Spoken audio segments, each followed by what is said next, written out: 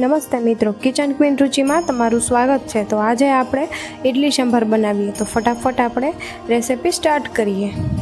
ઇડલી સંભાર બનાવવા માટે મેં અહીંયા દાળ લીધી છે।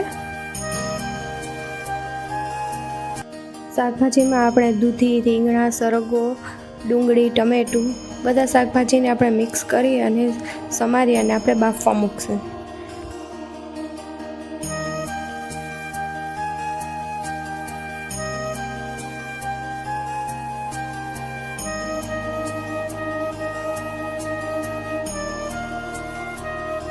હવે આપણા બેટરને આપણે ઇડલીનો શેપ આપી દેશું।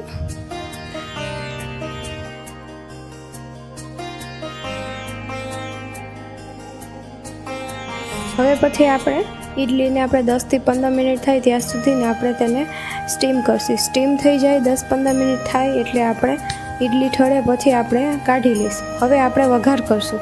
વઘાર કરવા માટે આપણે બધું વસ્તુ બાફેલી હતી તે આપણે બધી જોઈ લઈએ સરસ રીતે બફાઈ ગઈ છે કે શું।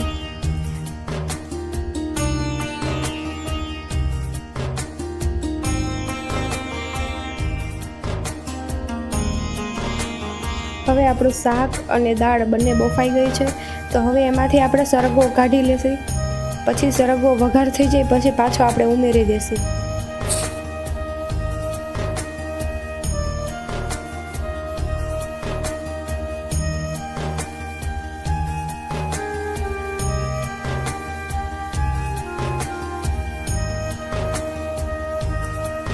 હવે પછી આપણે સંભારનો વઘાર કરશું। તો સંભારનો વઘાર કરવા માટે એક પેનમાં આપણે તેલ લીધું છે, તેમાં આપણે જીરું, હિંગ, લીમડો નાખી અને આપણે વઘાર કરશું। વઘાર થઈ ગયા બાદ પછી આપણે તેમાં સંભાર મસાલો એડ કરશું। વઘારમાં સંભાર મસાલો એડ કરવાથી તેનો સ્વાદ પણ સરસ આવે છે।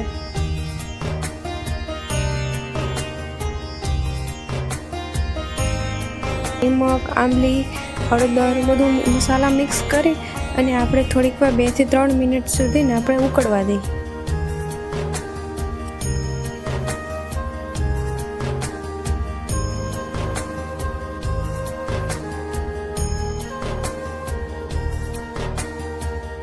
તો હવે આપણો તૈયાર છે સંભાર। તો પછી ગાર્નિશિંગ માટે આપણે ઉપરથી કોથમીર નાખી અને ગાર્નિશિંગ કરશું।